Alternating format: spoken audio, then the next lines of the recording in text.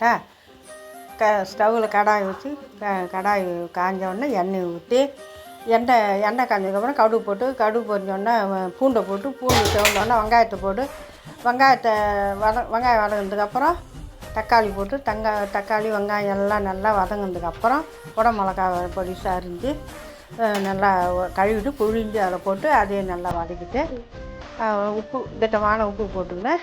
அதை நல்லா செவந்ததுக்கப்புறம் மிளகாத்து எல்லாம் போட்டு நல்லா செவந்ததுக்கப்புறம் அரை கிளாஸ் சொன்னேனே தண்ணி ஊற்றி நல்லா குடை மிளகா போட்டு வதங்கினதுக்கப்புறம் ஒரு 2-3 நல்லா கொதிக்கிட்டன்ட்டு என்ன கேட்டாப்பா அவ்வளோதான் கொதிக்கணுன்ட்டு இறக்க வேண்டியது. தோசை சப்பாத்தி இட்லி சாப்பாட்டு கூட தொட்டுக்கலாம். எல்லாம் பூரி எல்லாத்துக்கும் நல்லாயிருக்கும்.